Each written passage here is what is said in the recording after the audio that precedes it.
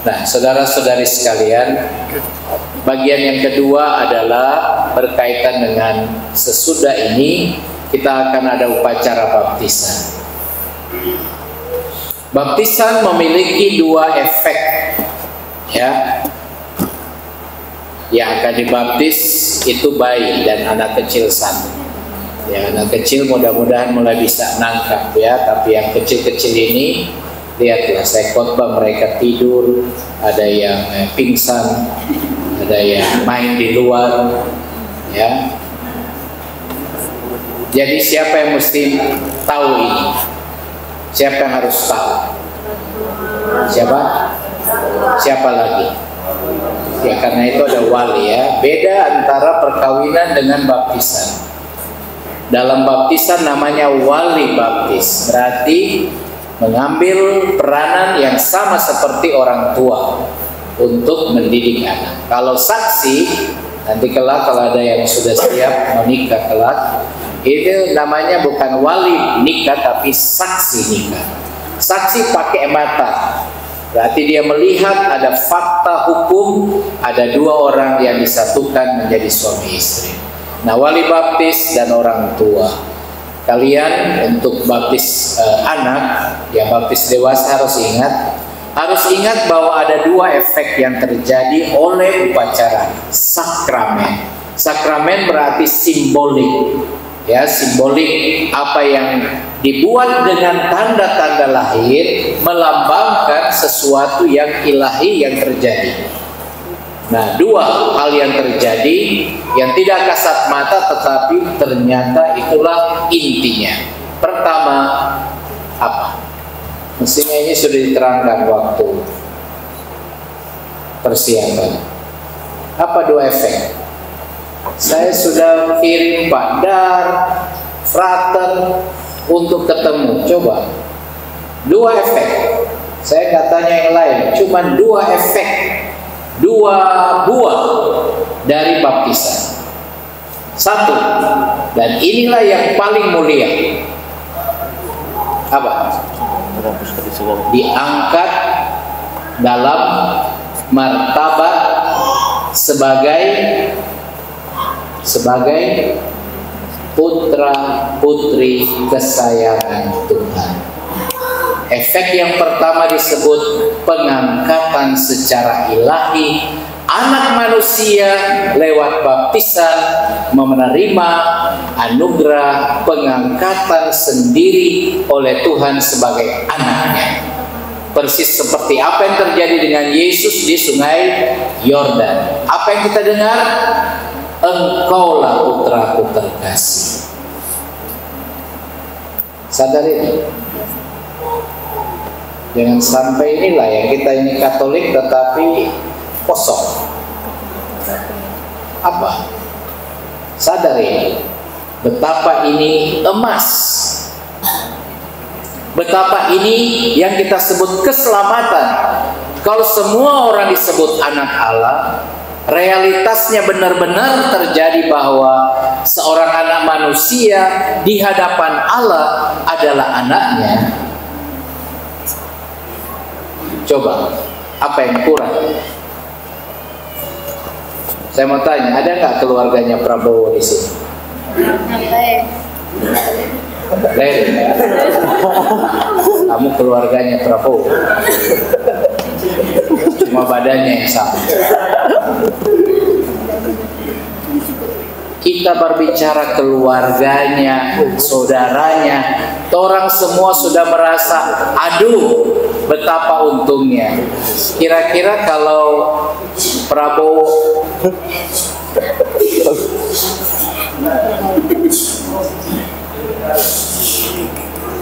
bos keluar, siapa punya anjing?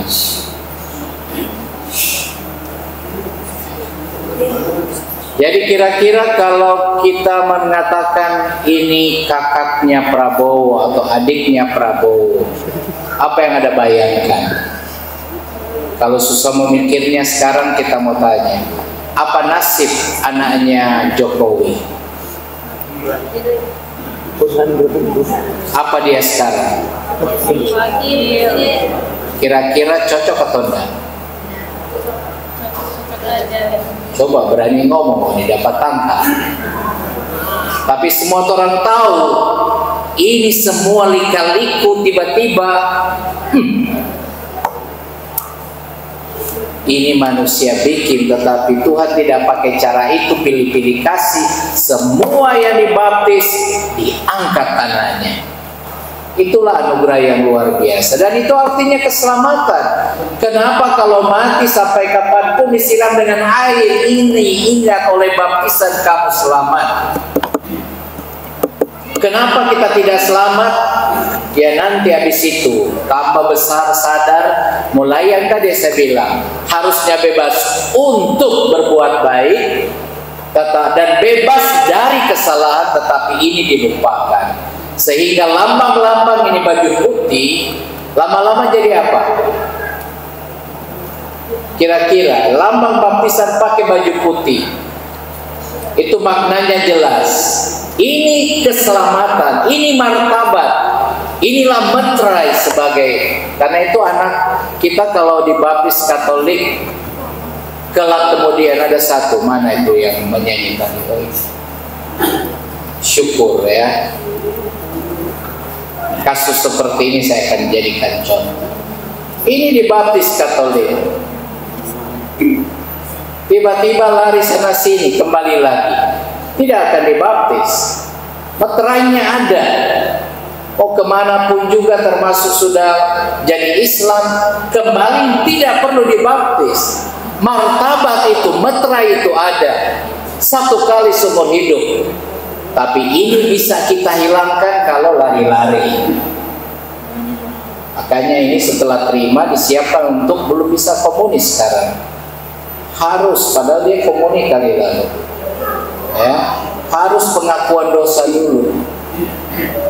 Ya, karena dosa. Baptis ini bukan dibaptis, hanya dilantik untuk kemudian diterima kembali. Prosesnya ialah silahkan kamu kembali, tetapi ikuti sakramen tobat, menyucikan, membersihkan. Apa yang oleh sakramen baptis adalah murni anak Allah, tetapi kita nodai dengan ulah. Bebas dari dosa, malah kita bebas dari moral yang baik, lalu mulai bebas untuk melakukan kejahatan. Terbalik, kita bebas dari kejahatan dan bebas untuk melakukan kebaikan. Itu karena menjamin martabat putra kesayangan atau putri kesayangan Allah. Itu. Jadi ini efek yang akan terjadi. Sekarang efek yang kedua apa? Kenapa nanti ada yang sudah mau dibuat kelak setelah dilantik nanti?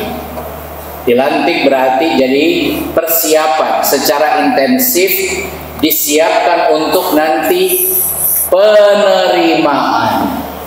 Karena efek yang kedua ialah seseorang yang dibaptis, dia menjadi anggota gereja.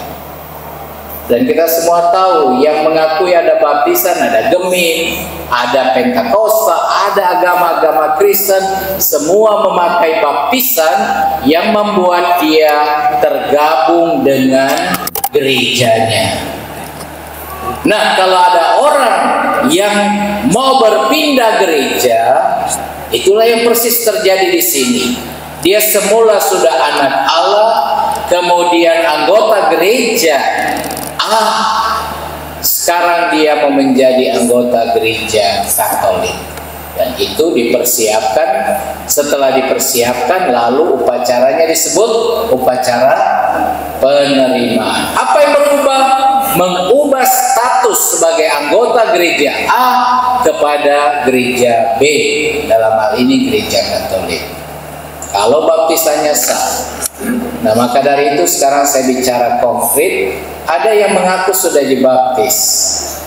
Coba angkat tangan itu, tapi tidak tahu lagi di mana suratnya. Oma, mana suratnya? Tabaka. Tidak ada. Diminta mungkin disuruh bayar. Opa. Ini. Tapi siapa mau percaya bahwa Moni sudah dibaptis? Karena itu tadi saya menyebut tidak bisa hanya pengakuan saja. Mesti ada tanda. Jadi kalau ada orang tidak punya bukti dibaptis, dan dalam gereja Katolik itu tidak akan terjadi. Semua orang yang dibaptis pasti tercatat. Dan kalau tercatat, kalau suratnya hilang, tidak ada, datang ke paroki pasti masih dapat pembaruannya. Seperti mereka ini. Sekarang saya tidak bawa, tapi datanya akan kita kirim atau sudah ada di paroki, dicatat di buku baptis. Sekali kalian pergi di paroki minta surat baptis, di situ tetap dapat. Nah, ada gereja yang tidak bisa menyediakan itu. Akibatnya tidak jelas. Padahal kita minta surat-suratnya. Frater ini sudah 3 minggu. Ya, selalu nuntut mana. Tapi 2 opa-oma ini dikatakan orang mengaku sudah dibaptis, tetapi tidak punya buktinya. Jadi untuk menjamin, maka mereka hari ini dibaptis bersyarat. Apa artinya? Kalau yang dulu memang sudah terjadi, itu yang benar. Tetapi sekarang yang kita buat ialah benar juga, tetapi menjamin bahwa sesudah ini dia tercatat dibaptis dalam gereja Katolik. Minimal ya keanggotaan dalam gereja Katolik, tetapi supaya baptisannya tidak diragu-ragukan, kita baptis, bukan baptis ulang, baptis bersyarat. Rumusannya sebentar berbunyi, kalau engkau belum dibaptis, maka aku membaptis engkau Bapa, Putra, dan Roh Kudus. Itu kalau baptisan yang diragu-ragukan. Diragukan karena apa? Kalau tidak ada bukti, kedua tidak ada pernyataan saksi yang memberikan kesaksian bahwa ada baptisan itu. Lalu ya, ini terakhir. Sebentar juga akan ada pelantikan. Pelantikan dari mereka yang setelah disiapkan nanti diterima. Nah, tadi kita bicara efek kedua dari baptisan ialah menggabungkan orang yang diterima itu di dalam persekutuan gereja. Mulanya dia persekutuan gereja A, lewat upacara penerimaan dia dimasukkan dalam persekutuan gereja. Tetapi mulai dipraktekkan juga ke depan. Kalau ada orang yang akan memasuki itu, maka ada yang disebut sekolah agama. Kalau dia bisa membuktikan bahwa dia sudah dibaptis dalam gereja misalnya Protestan, berarti baptisannya sah. Tapi dari gereja Pentakosta kita tetap tidak menganggap itu sah. Maka dari itu dia akan masuk katekumen. Katekumen adalah istilah untuk orang yang disiapkan untuk menjadi dibaptis Katolik. Sedangkan yang sudah dibaptis sah, tapi dari gereja lain, bukan disebut katekumen, tetapi mereka adalah calon penerimaan. Dan apa yang mereka akan lakukan, satu waktu tertentu mereka sekolah agama, belajar agama Katolik. Apa yang perlu dipelajari? Hal-hal yang tidak ada dalam gereja Protestan. Apa yang tidak ada di gereja Protestan, Ibu? Protestan kan? Apa yang tidak ada?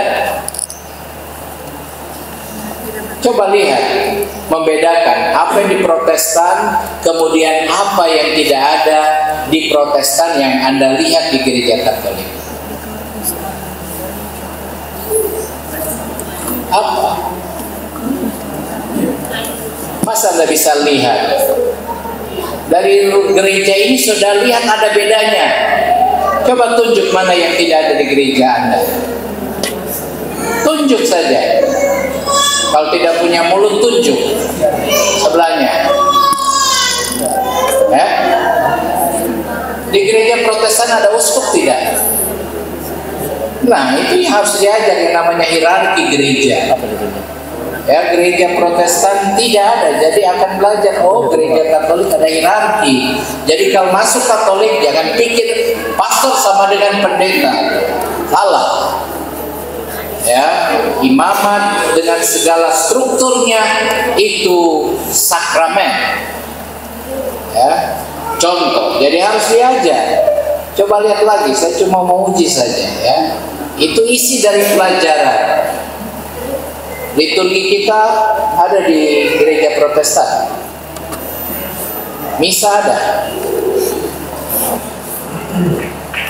Ada misa di sana. Perayaan Ekaristi ada. Ada, namanya beda. Nama perjamuan sama. Sama. Ya, ulang-ulang sana ya. Kalau Katolik tidak sama. Ya, karena apa? Ekaristi di sini merayakan kehadiran Yesus. Di sebelah sana memperingati apa yang terjadi pada malam perjamuan. Beda kan? Setiap misa kita merayakan inilah tubuhku, inilah darahku. Bahasa teologi yang susah, real presence, kehadiran nyata Tuhan. Yang setiap kali waktu Tuhan kami mohon semoga Engkau mengubah roti ini menjadi tubuh dan darah, dan terjadi. Jadi roti yang kita terima pastor akan sebut sebentar apa? Tubuh Kristus, bukan lambang. Darah anggur ini bukan anggur lagi, ini darah Kristus. Nah, ini ajaran-ajaran yang harus diperdalam.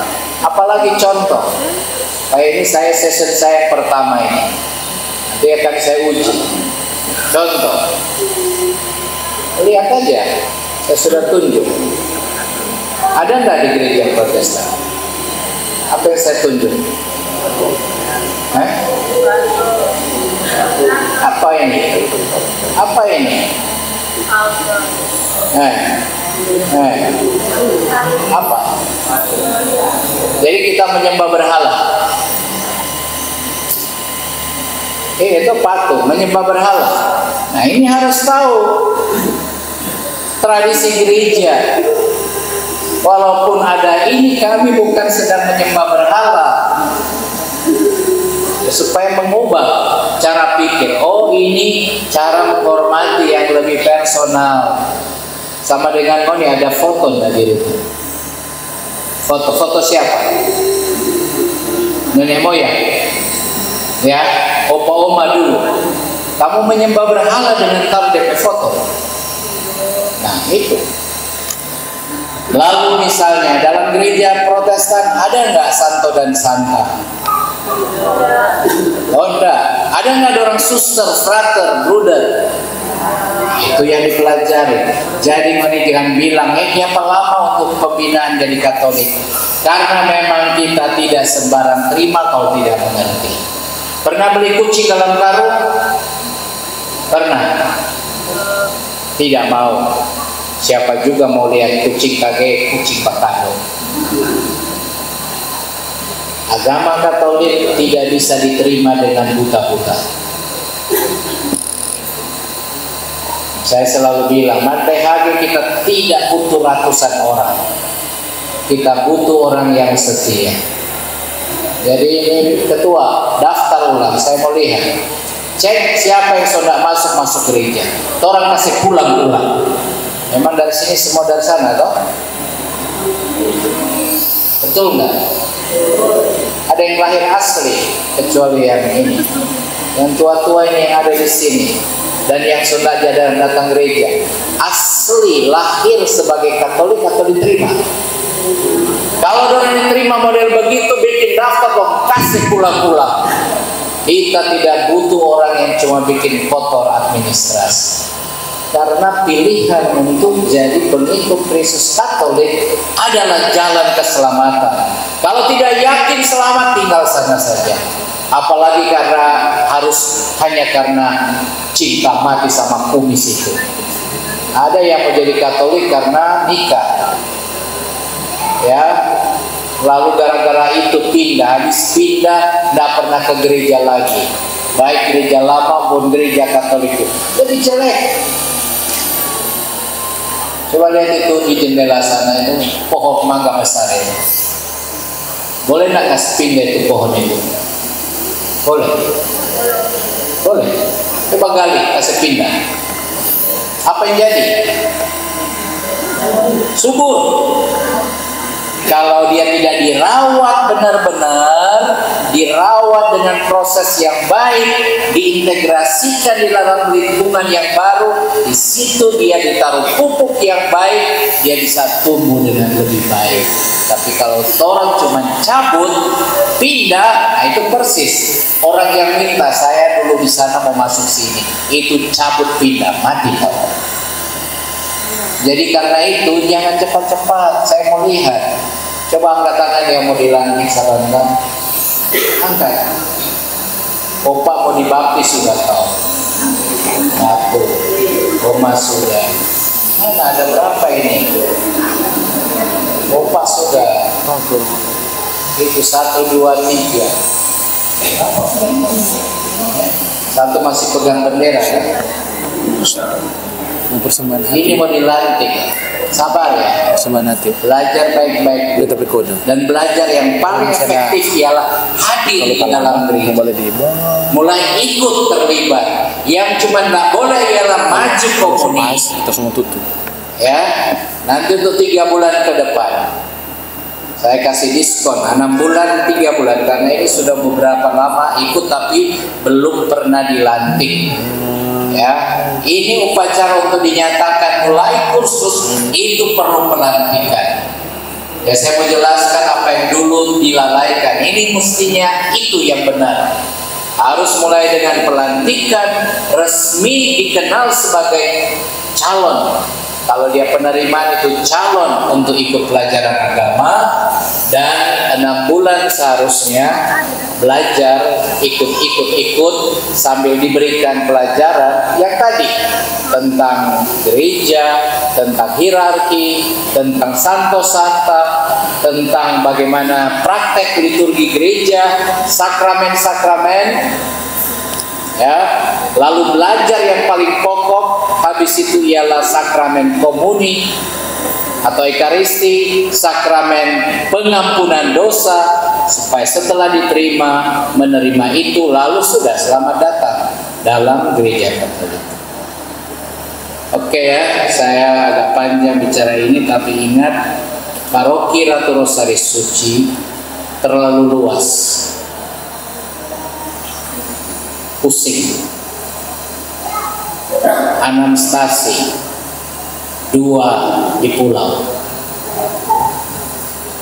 Ya, kalau pikir-pikir secara ekonomis orang rugi double-double kalau hanya berpikir seperti itu. Jadi kalau melayani orang yang tidak nekat itu betul-betul tidak efektif. Namun kita tidak hitung-hitungan. Gereja melayani umat yang mau untuk bertumbuh bersama. Jadi selamat datang dalam persiapan, dan saran untuk mereka yang dibaptis, pelihara mereka untuk jadi anak Allah. Jangan sekarang ini anak Allah, beberapa waktu kemudian anak setan. Ya, jangankan anak setan, perlahan-lahan anak-anak ini kalau tidak dibina dengan baik, ya, mulai apa dulu? Belum langsung jadi setan, biasa. Anak apa? Itu yang orang suka pakai di mulut ya. Apa? Anak anjing. Apalagi?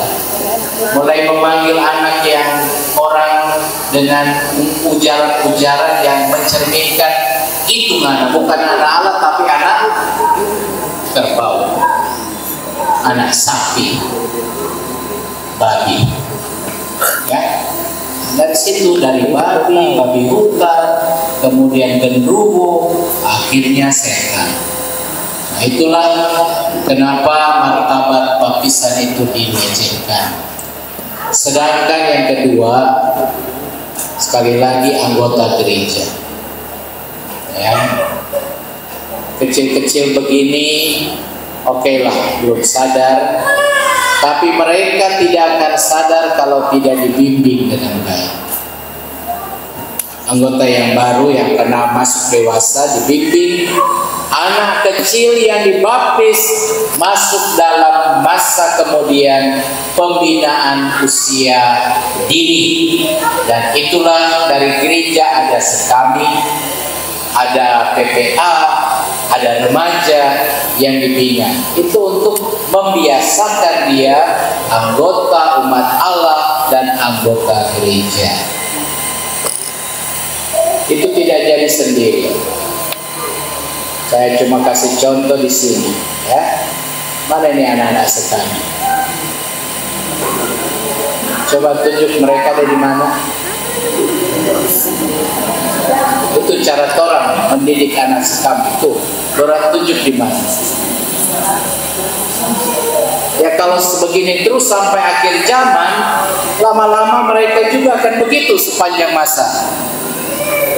Ya, jadi orang tua jangan pernah ajak anak ke gereja hanya supaya dia ada tidak tertinggal di rumah. Dari rumah sudah dididik apa artinya masuk gereja. Ini soal masuk gereja saja, belum lagi yang lain. Didik mereka untuk jangan pernah dihibur secara keliru di dalam gereja, tapi di tangannya handphone jalan terus. Nanti kalau saya dipertahankan tahun depan dan sampai selesai saya diusir dari sini, kalau ada anak yang main di gereja, ya orang dewasa juga, saya akan turun dari altar, saya pergi rampas ini handphone. Ini kalian melecehkan. Sudah tahu-tahu di dalam untuk Allah, ya kamu masih lagi rampas hak Allah. Jadi lebih baik rampas kamu lempar ke dalam, mau main pulang rumah lebih baik tidak pernah kelihatan daripada sudah di rumah Tuhan masih tetap saja melakukan kegiatan itu. Baik, saya kira ini beberapa hal yang saya tidak tahu nih khotbah atau saya tidak marah, cuman keras. Bicara to the point. Karena saya dalam proses mengingatkan, kalau kurang dengar karena bicaranya halus, tadi keras. Jadi orang tua sosial, ya, martabat anak Allah bagaikan emas. Dan Yesus bilang, jangan melempar emas kepada babi-babi. Kedua, anggota gereja. Jangan biarkan dia anggota gereja. Sebentar kalian akan memberikan tanda salib, ya, sesudah upacara, ya, tanda salib, ya, meterai, tanda salib.